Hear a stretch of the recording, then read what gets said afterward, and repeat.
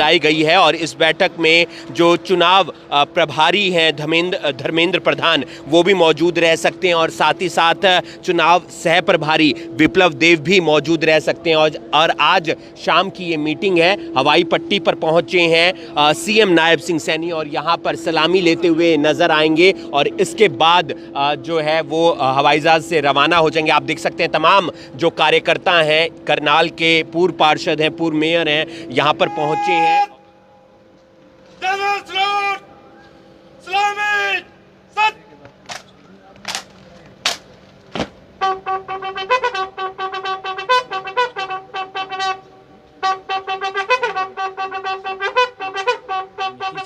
करनाल में कल कांग्रेस का प्रोग्राम था, धन्यवाद प्रोग्राम। हुड्डा और उदयवान ने नारा दिया है कि कांग्रेस 70+ जाएगी। हुड्डा साहब भी सपने ले रहे हैं और वो भी ले रहा है। जितना शोषण दलितों का हुड्डा ने किया है वो शायद उदयवान को याद नहीं है। शैलजा कहती है टिकट का बंटवारा ठीक नहीं हुआ, नहीं तो हम 10 की 10 सीटें जीत जाते। ये बच गई है झूठ बोल करके, अब विधानसभा में पता लग जाएगा। झूठ बोल रहा है ना, इस संविधान को ख़त्म कर देंगे। ये शैलजा को पूछना चाहिए, कहते क्यों बोल रहा। और शैलजा को मैं कहना चाहता हूँ, जो मोदी जी की योजनाएं थी उनका विरोध किया है। सियासत हो रही है, आम आदमी पार्टी कह रही है कि जो टैंकर लेकर जा रहे हैं वो बीजेपी के ही लोग हैं। देखिए, क्योंकि आम आदमी पार्टी और कांग्रेस पार्टी दोनों भाई बहनें हैं, दोनों एक ही मंजे के ऊपर बैठते हैं और दोनों एक ही थाली में खाते हैं। ये तो लोगों को दिखाने के लिए इधर उधर बोलते रहते हैं एक दूसरे के खिलाफ, बाकी तो ये दोनों भाई बहनें हैं। क्योंकि इसने तो ये तस्वीर आप देख रहे हैं करनाल की हवाई पट्टी से, जहां पर सीएम नायब सिंह सैनी पहुंचे हैं। आज दिल्ली के अंदर एक अहम मीटिंग होने जा रही है जिसमें लोकसभा चुनावों में जो नतीजे आए हैं उसको लेकर समीक्षा की जाएगी और साथ ही साथ जो आने वाले दिनों में कुछ महीने के बाद विधानसभा चुनाव होने हैं उसको लेकर रणनीति तैयार होगी। ये केंद्रीय नेतृत्व की तरफ से बैठक बुलाई गई है और इस बैठक में जो चुनाव प्रभारी हैं धर्मेंद्र प्रधान वो भी मौजूद रह सकते हैं और साथ ही साथ चुनाव सह प्रभारी विप्लव देव भी मौजूद रह सकते हैं। और आज शाम की ये मीटिंग है। हवाई पट्टी पर पहुंचे हैं सीएम नायब सिंह सैनी और यहाँ पर सलामी लेते हुए नजर आएंगे और इसके बाद जो है वो हवाई जहाज से रवाना हो जाएंगे। आप देख सकते हैं तमाम जो कार्यकर्ता हैं, करनाल के पूर्व पार्षद हैं, पूर्व मेयर हैं, यहाँ पर पहुंचे हैं और सीएम नायब सिंह सैनी से मुलाकात करते हुए नजर आ रहे हैं। जानकारी ये भी है कि कल करनाल में भी एक कार्यक्रम है जिसमें सीएम नायब सिंह सैनी उपस्थित रहेंगे। आज वो अंबाला पहुंचे थे, वहां पर उन्होंने अयोध्या जाने वाली 2 बसों को हरी झंडी दिखाई। उसके बाद प्रधानमंत्री जो ऊर्जा योजना है जिसके जरिए 2 किलोवाट तक जो सौर पैनल हैं वो घरों में लगने हैं, उसकी शुरुआत की। उसके बाद वो कुरुक्षेत्र पहुंचते हैं, वहां पर भी मीटिंग करते हैं और आज अब पहुंचे हैं वो करनाल से वो विधायक भी हैं, हवाई पट्टी पर पहुंचे हैं और यहाँ पर उन्हें सलामी लेने के बाद वो यहाँ से रवाना हो जाएंगे दिल्ली के लिए, क्योंकि दिल्ली में एक अहम बैठक है। केंद्रीय नेतृत्व की तरफ से ये बैठक बुलाई गई है। इस बैठक में जेपी नड्डा जो अध्यक्ष हैं बीजेपी के वो भी मौजूद रहेंगे और इसके अलावा तमाम और नेता वहाँ पर मौजूद रहेंगे, उनसे बातचीत करने का भी प्रयास करेंगे। आप देख सकते हैं सीएम नायब सिंह सैनी सलामी लेते हुए नजर आ रहे हैं।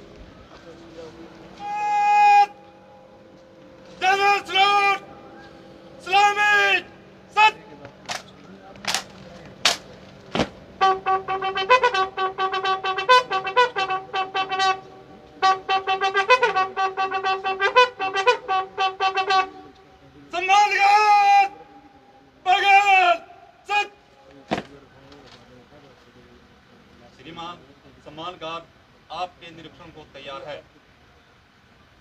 सम्मानगार संतरी खड़ा रहे, पक्ष विचार चल।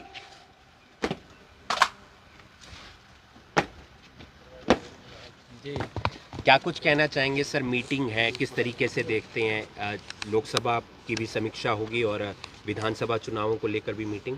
हाँ बिल्कुल, क्योंकि लगातार जो पीछे चुनाव का ये दौर रहा है और सभी कार्यकर्ताओं ने मजबूती से इस भयानक गर्मी में काम किया है और जब काम किया है और सरकार की जो योजना थी उनको भी घर घर पहुंचाने का काम किया है।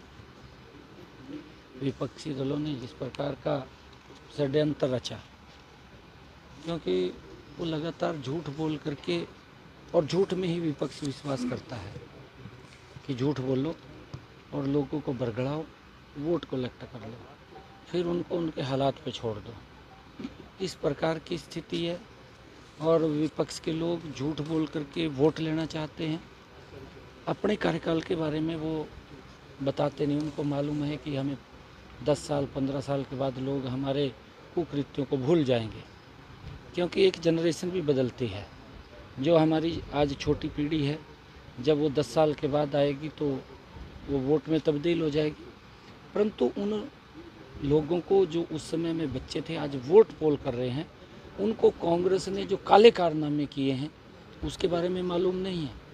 उनको बताना ये हमारी जिम्मेवारी है। ऊपर से कांग्रेस झूठ बोल करके लोगों को वोट लेने का काम उनका करती है। हमने लगातार कार्यकर्ताओं के बीच में ये बात मैं पहले भी कह रहा था, अब भी कह रहा हूँ कि कांग्रेस के इस झूठ का नकाब उतार करके उनके चेहरे जनता के सामने लेकर के आने, ये हमारे कार्यकर्ता मजबूती से लगेंगे। और आने वाले इस विधानसभा चुनाव के अंदर भारतीय जनता पार्टी बहुत बड़े मैंडेट के साथ आदरणीय नरेंद्र मोदी जी के नेतृत्व में तीसरी बार हरियाणा में हम सरकार बनाएंगे। और जो सरकार ने पिछले 10 वर्षों में काम किया, बिना भेदभाव के काम किए, सबका साथ सबका विकास, उसको आधार के ऊपर हरियाणा एक हरियाणवी एक को लेकर के जो काम किया है, कांग्रेस ने तो भाईचारे को भी नहीं बख्शा।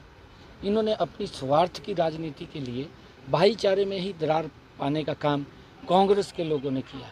इस बात को हर व्यक्ति समझ रहा है, परंतु जिस प्रकार का ये झूठ बोलते हैं और उस झूठ को इस प्रकार से सत्यता की ओर ले जाते हैं कि भाई ये तोड़ने वाला है। अरे 10 साल हो गए नरेंद्र मोदी जी ने इस देश को संविधान के अनुरूप चलाने का काम कर रहे हैं, और ऐसे लोगों को जो भ्रष्टाचार के अंदर लिप्त हैं उनको भी सख्त उनके खिलाफ कार्रवाई करके उनको भी जेल में डालने का काम ये मोदी की सरकार कर रही है।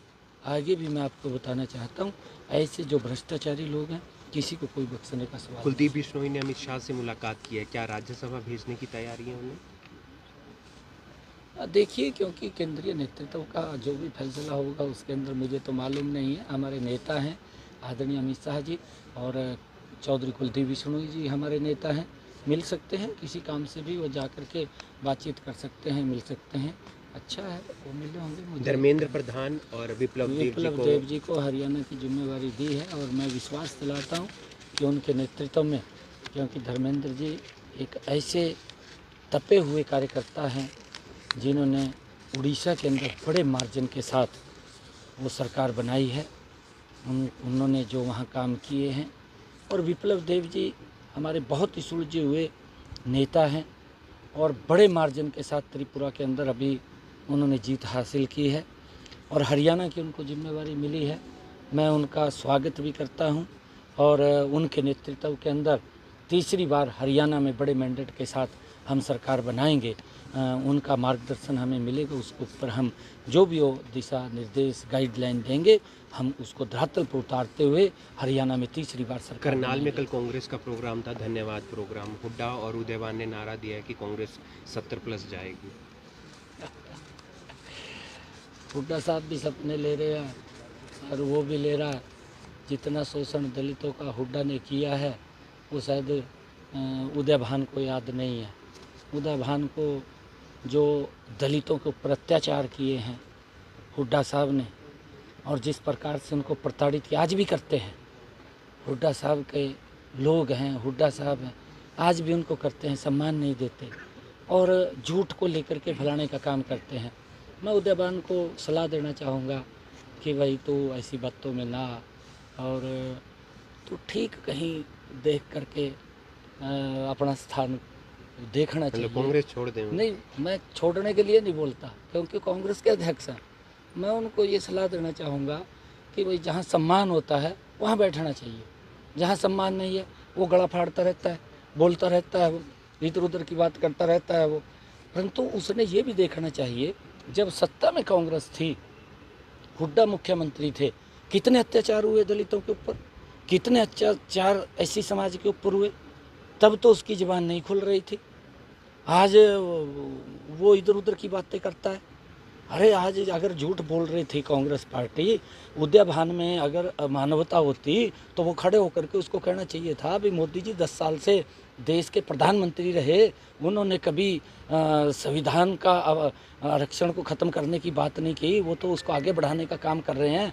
और अगर संविधान की मूल भावना के साथ छेड़छाड़ हुई है, कांग्रेस के समय के अंदर हुई है।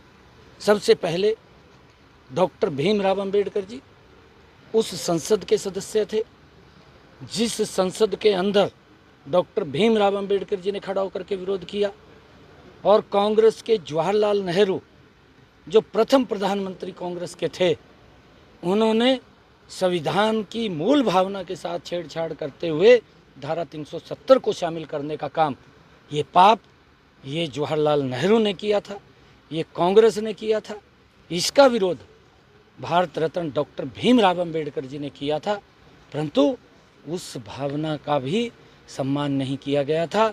उस मूल भावना के साथ खिलवाड़ करने का काम ये कांग्रेस ने किया, और ये पाप जो किया था ये कांग्रेस ने किया था।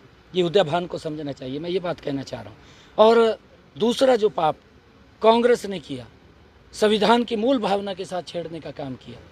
देश के अंदर जब इंदिरा गांधी ने इमरजेंसी लगाई, उस समय के अंदर धारा 39 संविधान के अंदर शामिल की गई। मैं उदयभान साहब को बताना चाहता हूँ, क्योंकि वो ज़्यादा आजकल प्रचार कर रहे हैं, क्योंकि अगर संविधान का अपमान, संविधान का सम्मान, डॉक्टर भीमराव अंबेडकर जी का अपमान अगर किसी ने किया, वो कांग्रेस पार्टी ने किया। धारा 39 जब शामिल की गई, उसके अंदर ये बात इंदिरा गांधी ने उसके अंदर कही कि अगर कोई प्रधानमंत्री भ्रष्टाचार करके जीत करके आ जाए, या कोई सरकारी मशीनरी का दुरुपयोग करके जीत करके आ जाए, या किसी के ऊपर अत्याचार करके जीत करके आ जाए, या देश को लूट करके वो जीत करके आ जाए, जैसे केजरीवाल ने किया, तो उसको प्रधानमंत्री की मान्यता देनी पड़ेगी। धारा 39 के अंदर इंदिरा गांधी ने कहा। ये संविधान की उस मूल भावना के साथ खिलवाड़ करने का काम ये कांग्रेस पार्टी ने किया है। इस बात को हमें समझना चाहिए। कुमारी शैलजा कहती है टिकट का बंटवारा ठीक नहीं हुआ, नहीं तो हम 10 की 10 सीटें जीत जाते हैं। ये बच गई है झूठ बोल करके, अब विधानसभा में पता लग जाएगा। झूठ बोल रहा है ना, संविधान को ख़त्म कर देंगे। ये शैलजा को पूछना चाहिए, कहते क्यों बोल रहा। और शैलजा को मैं कहना चाहता हूँ, जो मोदी जी की योजनाएं थी उनका विरोध किया है। कुमारी शैलजा जब प्रधानमंत्री किसान सम्मान निधि नरेंद्र मोदी ने लागू की थी, सबसे पहले कुमारी शैलजा धरने के ऊपर बैठी थी। मैं आज कुमारी शैलजा को भी ये बात पूछना चाहता हूँ कि वह बताए, 10 साल वो उस सरकार के अंदर साझीदार रही थी, मंत्री थी, और उस सरकार के अंदर थी, वो केंद्र में मंत्री थी, यहाँ सरकार में मंत्री थी। मोदी जी ने जब ये प्रधानमंत्री किसान सम्मान निधि लागू की, उन्होंने 10 वर्षों में किसान की फसल के खराबे का कितना पैसा दिया, 10 वर्षों में, 9.5 वर्षों में हमारी सरकार ने कितना दिया, उसका आंकलन वो बताए, नहीं तो मैं बताता रहता हूँ। प्रदेश अध्यक्ष कौन बन रहा है अब, क्या चुनाव से पहले बन जाएंगे हरियाणा में? हाँ, प्रदेश अध्यक्ष बनेगा ना, बिल्कुल बनेगा। कौन है रेस में? आ जाएगा, कई लोग हैं, कई लोग रेस में हैं, कोई भी केंद्रीय नेतृत्व तय करेगा, और जो भी तय होगा। पानी को लेकर बहुत सियासत हो रही है। आम आदमी पार्टी कह रही है कि जो टैंकर लेकर जा रहे हैं वो बीजेपी के ही लोग हैं। देखिए, क्योंकि आम आदमी पार्टी और कांग्रेस पार्टी दोनों भाई बहनें हैं, दोनों एक ही मंजे के ऊपर बैठते हैं, और दोनों एक ही थाली में खाते हैं। ये तो लोगों को दिखाने के लिए इधर उधर बोलते रहते हैं एक दूसरे के खिलाफ, बाकी तो ये दोनों भाई बहनें हैं। क्योंकि इसने जो वोट लिया था कि सिस्टम में सुधार करूंगा, इसीलिए लिया था। आपको भी मालूम है, केजरीवाल ने जो वोट लिया था कि मैं सिस्टम में सुधार करूंगा, सुधार तो क्या करना था, भ्रष्टाचार में लिप्त हो गया। मैं आम आदमी के नेताओं को कहना चाहूँगा, जो बात आपने कही थी कि हम सिस्टम को ठीक करेंगे, आपने 10 वर्षों में उस सिस्टम को ठीक करके उस पानी का डिस्ट्रीब्यूशन ठीक करना चाहिए था। पानी तो पूरा जा रहा है, पानी तो 100 का 100 दे रहे हैं हम, क्योंकि हम पानी के अंदर कोई जिस प्रकार का वो आरोप लगा रहे हैं जिस प्रकार की झूठी बातें कर रहे हैं वो उचित नहीं है उनके लिए। उन्होंने अपने गिरेबान में झांकना चाहिए कि हमने 10 वर्षों के अंदर कैसा सिस्टम बनाया है। अभी तो उन्होंने 10 वर्षों के अंदर जहाँ पानी एकत्र होता है उसके अंदर से सिल्ट भी नहीं निकाली, वो गाद भी नहीं निकाली, वो भी वैसी फंसी पड़ी है उसके अंदर। पानी का डिस्ट्रीब्यूशन ठीक नहीं है उनका। ये तो आरोप लगाते हैं दूसरे के ऊपर, परंतु अपने आप कुछ नहीं किया। और कोर्ट ने भी उनको चेताया है इस बात को लेकर के, कहा है कि आप अपनी तरफ देखिए, आपका डिस्ट्रीब्यूशन ठीक नहीं, उसको ठीक करिए। दूसरे के ऊपर आरोप लगाना, अपनी कमी को छिपाना, ये आसान है। ये मैं उनको ये कहना चाहूँगा कि अपने गिरेबान में जाके दूसरे पर आरोप लगाने से आप देख सकते हैं सीएम नायब सिंह सैनी दिल्ली की तरफ रवाना होते हुए नजर आ रहे हैं, क्योंकि आज मीटिंग है केंद्रीय नेतृत्व के साथ और उसमें चुनाव प्रभारी धर्मेंद्र प्रधान, साथ ही साथ चुनाव सह प्रभारी विप्लव देव और जेपी नड्डा समेत केंद्रीय ऊर्जा मंत्री मनोहर लाल मौजूद रहने वाले हैं। और उससे पहले वो करनाल की हवाई पट्टी पर पहुंचते हैं और तमाम कार्यकर्ताओं के साथ मुलाकात करते हैं और कई मुद्दों को लेकर उन्होंने कांग्रेस पार्टी पर भी निशाना साधा है और साथ ही साथ आम आदमी पार्टी को भी आड़े हाथों लिया है। जो पानी को लेकर तमाम मुद्दे दिल्ली और हरियाणा में चल रहे हैं उस पर भी आम आदमी पार्टी को घेरते हुए नजर आए हैं। साथ ही साथ भूपेंद्र सिंह हुड्डा, कुमारी सैलजा को भी निशाने पर लेते हुए उन्होंने कटाक्ष किया है। उदय भान जो कांग्रेस के प्रदेश अध्यक्ष हैं उनके खिलाफ भी वो बयानबाजी करते हुए नजर आए हैं। साथ ही साथ ये भी बताया है कि आने वाले दिनों में बीजेपी की सरकार बनेगी, तीसरी बार बनेगी, लेकिन देखना ये होगा कि किस तरीके से चुनाव रहता है। और नायब सिंह सैनी सीएम रवाना होते हुए नजर आ रहे हैं दिल्ली की तरफ और कल भी उनका करनाल में कार्यक्रम रहने वाला है। ये तस्वीरें आप करनाल की हवाई पट्टी से देख रहे हैं, जहां पर सीएम नायब सिंह सैनी रवाना हो रहे हैं दिल्ली के लिए, क्योंकि वहां पर केंद्रीय नेतृत्व बैठक लेगा। हरियाणा में जो लोकसभा चुनावों का नतीजा आया है उसको लेकर समीक्षा की जाएगी और विधानसभा चुनावों को लेकर रणनीति तैयार की जाएगी। आप देख रहे हैं करनाल ब्रेकिंग न्यूज़, मैं हूं आपके साथ हिमांशु नारंग। धन्यवाद।